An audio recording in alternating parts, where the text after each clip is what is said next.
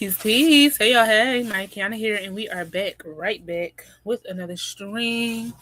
Right back like I never left, rolling on my own, cause I can mirror it a double. Alright, so we are about to do our very first read with me. I got this new book.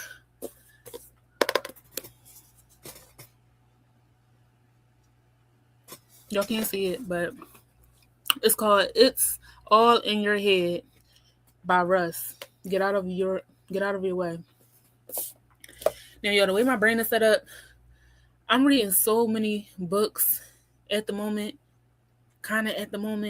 It's like I'll start a book and then I'll go to another book and I'll go to another book. So I have basically like 5 book tabs open. This will be number 5. So we're gonna start here. I figured what better time, what better place than to start than the present. So let's get into it. If you don't know Russ, I don't know if you like under a rock or living on Mars or what, but Russ is a music artist. If you want to learn about him, it's a lot of places that you could start. I'm no Russ expert, but he do have a good handful of songs that I really like. And I like the interview of him on $1 Million Worth of Game podcast. So I think that'd be a good place to start. Give you a little insight about himself. He does a good rundown on there. So with that, we're gonna get right into it.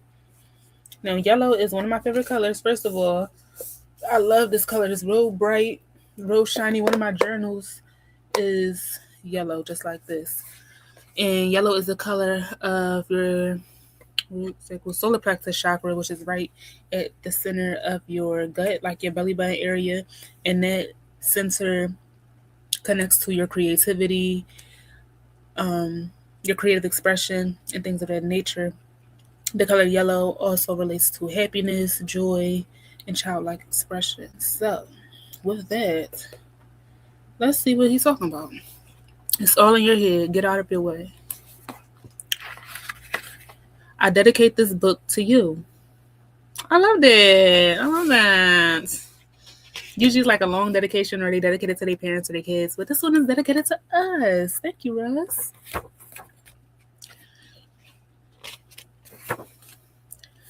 We're going to start with the introduction. I like to read books like from front cover to back cover. So we're going to start with the introduction.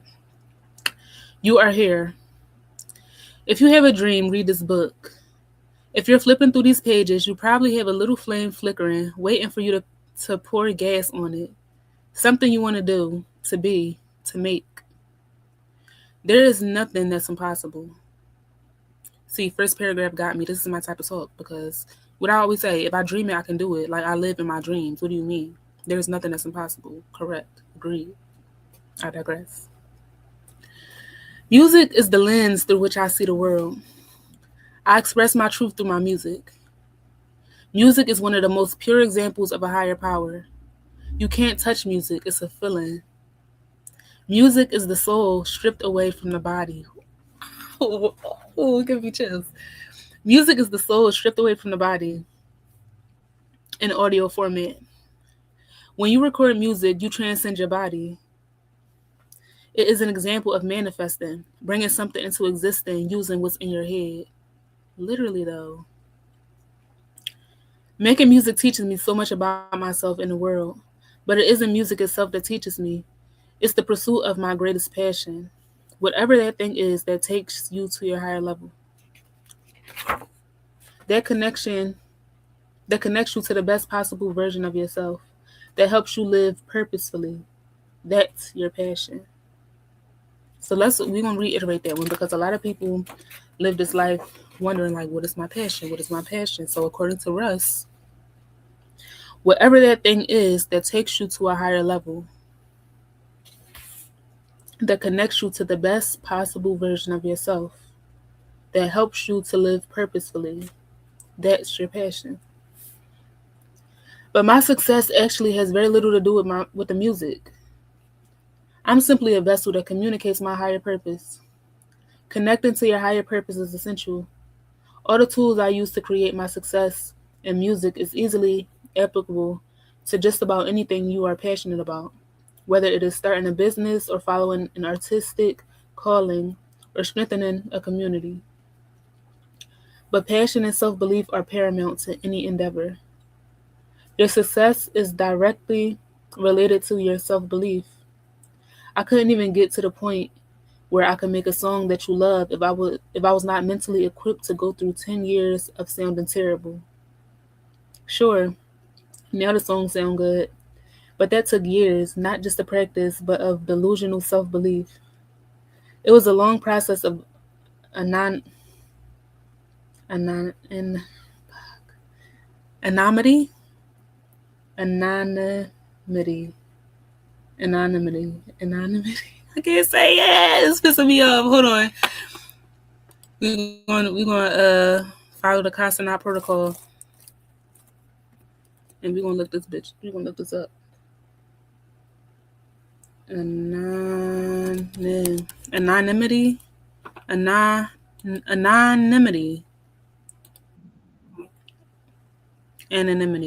I'm saying anonymity, anonymity. I'll just say it. Okay, anonymity. And what the fuck? What do it mean? Hold on, let me show y'all.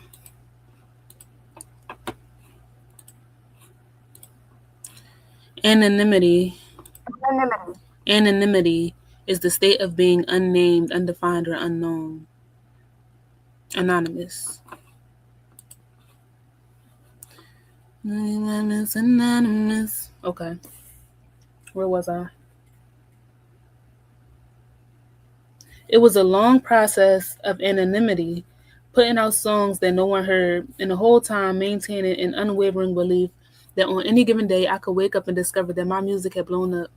There are three essential qualities required for turning your real life into your dream life: delusion, check; persistence, check; and gratitude, check. Delusion will give you faith when there is absolutely nothing in your present life that indicates you should believe.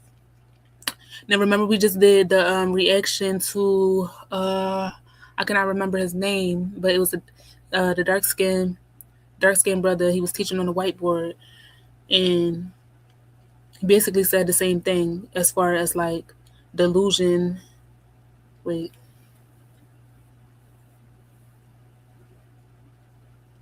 Manifestation is when you get to a state where you don't count on external things to validate what you already believe. This is saying the same thing in different words. Delusion will give you faith where there is absolutely nothing in your present life that indicates you should believe. It is absolutely all in your head. Literally the same thing. Go back and watch that video. It's literally the same thing. And that's how you decipher truth in a world where it's like you find the same recurring themes and truths and beliefs and concepts. Delusion will give you faith where there's absolutely nothing in your present life that indicates you should believe. It is absolutely all in your head. Persistence will provide strength to keep you going. Gratitude allows you to appreciate all that you have in the achievement of your goals, both small and large. What you think about, you bring about. The positive energy generated by your gratitude will yield more blessings, and you will see that your dream will continually unfold. Get out of your way. As far back as I can remember, I've always had pure, undiluted confidence. I was confident in myself before I even knew myself. In high school, before I turned in the test, I would write 100% at the top of the page. Yeah, my teachers were not fond of me. I was voted most likely to make a teacher retire, but I always made really good grades. When I was 14, I started making beats. Although now I can tell you objectively that they were terrible. Back then, I thought they were the most amazing beats ever. Even as a little kid, I was obsessed with being the best. At 5 years old, playing basketball with my brother, I was a veteran shit talker. I had always had disdain of confidence, even when I didn't really know what I was being confident in. I know it sounds nutty, but I genuinely believe with every ounce of my body that I have never failed. You could say putting out 11 projects and not one of them blowing up was a failure, but I don't look at it like that. Where you see failure, I see stepping stones. To win, you need to get out of your own way. You decide whether to be your greatest obstacle or your biggest fan. The secret is being able to ride out the time between when you're the only one who believes that what's in your head is actually going to come to fruition. in the moment when it actually does. That period is when everything can go left. It can make the most confident mind doubtful. That's where you lose. You don't lose to a competitor or to an industry or to a boss. You lose to yourself. Defeating your own self doubt is the biggest obstacle to overcome. At 17, when my best friend, Bugus, and I started to navigate this musical journey, we equipped ourselves mentally. Besides being each other's biggest fans and best sounding boards, we also educated each other. We acquired a small arsenal of books that empowered us to stay positive, to build immunity to self doubt, and to weather the years of waiting for the rest of the world to recognize what we already knew. I was never a big reader, which is why this whole venture is kind of hilarious to my family, especially my brother Frank, who seems to read a different book every day. But the books that I did read were instrumental in arming me with the mental artillery to succeed. I wanted to read them because they offered me something I could use. That's what I want this book to be for you, something you can use. My confidence or cockiness, whatever you want to call it, isn't fueled by a sense of superiority and it isn't based on my success.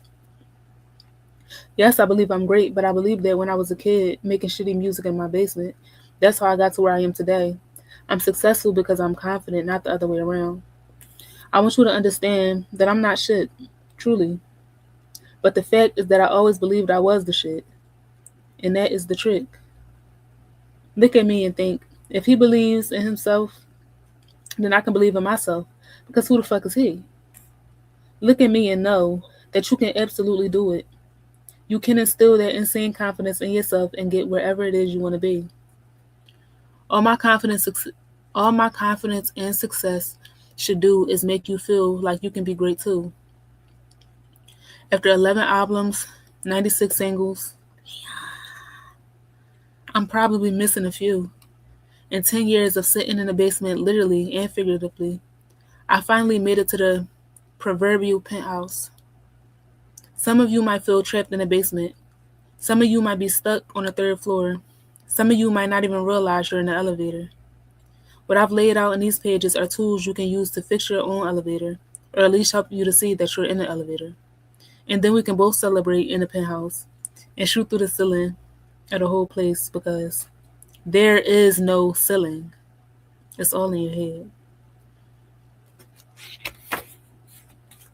Oh, that was a beautiful introduction. That was lit. Part 1.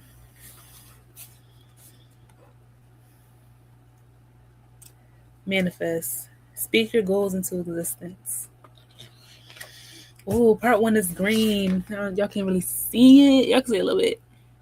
It's green. Green is one of my favorite colors. My first favorite color, connected to the heart chakra, love, abundance, green, like all of the greenery around the world, grass, trees. There's so much green. I feel like that's probably one of the most common colors because love is one of the most dominant energies. Abundance, it's an abundant color, it represents abundance. So let's get into chapter 1. Manifest. Speak your goals into existence. Your thoughts hold weight in the universe. Whew.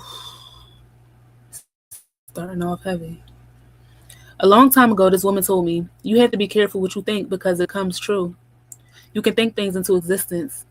You can speak things into existence. You can believe things into existence. This is manifesting.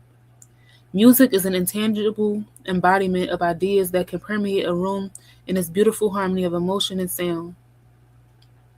It can fill space and enter bodies and minds. It can transport people too.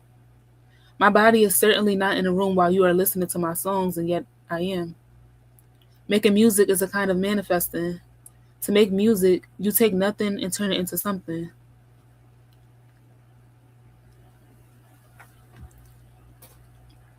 When you walk into a studio, it's dead quiet. There's nothing going on. There aren't any chords.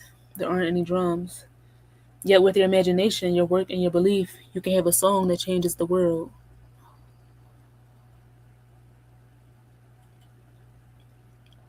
That in and of itself is manifesting, albeit a little bit quicker ROI, return on investment, than manifesting an entire career, but the same rough concept. All my success is a manifestation of what's been in my head since I was in this scrawny little 7-year-old kid, standing in the fireplace hearth in our living room, clutching a notebook that I written my songs in, and rapping my heart out as if I were on stage. Before I knew who I was, before I knew who I was. Manifesting isn't simply thinking that something is going to happen. It is encompassing that reality with your entire being. It is standing on the hearth and believing you're on the stage of an arena. It is sitting in your bedroom filling notebooks with songs and feelings in your soul that what you write will reach the masses. It is building your dream brick by brick until you have the great wall of you. Put yourself into the life that you want. Close your eyes and surround yourself with whatever you are manifesting. Immerse yourself in that moment. More important than what it looks like, embrace what it feels like. Make yourself feel the pride and joy of walking into your new home. Imagine the thrill of answering the phone and being offered your dream opportunity. Can you feel your spirit heat up? Your cheeks aching from smiling? That warm electricity shooting up the back of your neck? Can you feel the irrepressible joy? Transmute those feelings into your work every day as you move toward what you want. Feel the success so deeply that you genuinely believe it's going to happen tomorrow. If it doesn't happen tomorrow, believe it is going to happen the next day. You can do this for anything, ambitious career dreams, or the beach house you want to buy your mom. Imagine pulling up to that beach house. Feel the car turning down the street. Feel the wind up, feel the wind off the water. Hear the palm trees, smell the ocean. Internalize the warm feeling that will spread through you. Feel the joy emanating from your mom. These visualizations are acts of absolute faith. They leave no room for doubt. Of course, you have to be proactive and put in the work. But when you tap into your own potential, winning is just natural. In April of 2011, my best friend, I really want to know how he says his name. It's Bugus. Bugus? I'm going to say Bugus. My best friend Bugus and I were in Atlanta. He was rapping and I was producing. He had a song called Cali, and he wanted to shoot the video in California. So we went out there with our friend who was filming the video and another friend who was hanging with us, and we crashed with Bugus' brother in his studio apartment. It was so small that he had a Murphy bed, which he'd fold down at night while the rest of us slept on the floor. It was my first time in California, and we drove around LA and up the coast, north of the city. The whole time we were out there, we kept saying, somehow we are going to get on MTV. We fully believed it. I told my parents, when you see me on MTV, don't say I didn't tell you so. But we had no idea how we were going to make it happen. Yet, in October, of the same year, we were on MTV. Manifestation. It was sheer force of will. We just kept poking away at the universe. Bugus was on Twitter harassing Bob Markman, who worked at MTV, just talking shit, which is what we always used to do to get attention. Finally, he checked our music out, and then boom, he put us on MTV. The quote says, anything I want, I speak into existence. That's how I'm living. That's how I'm winning. We did an interview with Sway and Trina. That was the first big dream we manifested. This was the universe telling us we were on the right path. Bugus and I went back to the basement studio and worked our asses off. For years, I sat in my parents' basement working all hours of the night and day. During the time I was down there making music that people didn't care about, I didn't hope or pray. I simply believed that my music was amazing and that I was already successful, though no one knew it yet. While I was waiting, I got this jumbo-sized notepad and a red Sharpie, and I scrawled out a bunch of signs and hung them around my room. I have a platinum debut album. I am the biggest artist in the world. I am the most sought out producer in the world. I wanted to make up I wanted to wake up surrounded by my goals. Back then I had to hype myself up. I wasn't merely hyping myself up on the surface. Deep down, I knew I was as great as I thought I was, but I was broke and had no results to coincide with what I felt. All I had were the thoughts in my head. Those positive declarations weren't secret affirmations either. I posted them on Twitter for the whole world to see. I was externalizing, which is a part of the manifestation process. I wanted to document the before because I knew that I was going to make it. I wanted to be able to look back and say, yep, I knew it all along. Back in 2011, when I was still making shitty beats, I tweeted, $1,000,000 a beat. My first Twitter handle was Russ on the boards. That's what Bugis used to say right before every song. And then I changed it to I make classics. Keep in mind, this is before I ever made a song in my life. I was just producing for Bugis, though those songs are classics. I was announcing to the universe what my dream was. I didn't just write those things, I lived and breathed and ate them. I believed them long before anyone started noticing my music. To me, they were already true. In my head, I'd already achieved my success. That's why most of these tweets and the notes on my wall were written in present tense. People tend to talk about all the things that are going to happen in the future. They say, I'm going to be successful or I'm going to be a big artist. That's a mistake. When you set your achievement in the future, you are already putting it off. The future never comes, and it will always remain the future, and you will always remain chasing it and waiting for it. You need to say, I am successful. You need to believe that so deeply that you are just waiting for the world to catch up.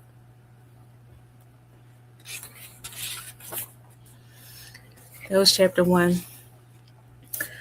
I think that's what we're going to call it. This is so good. This is really, really good. I'm loving this. Y'all let me know in the comments if y'all want me to keep going with this book, if y'all want to hear more on this channel. Let me know. Drop a comment. Let me know what y'all thinking, what y'all feeling. And most of all, if you made it to this point, I want you to, in relation to this book, I want you to think about what is it that you're manifesting? What is it that you want to bring into fruition? And what are some affirmations that you can start saying to yourself and that you can post around your wall in order to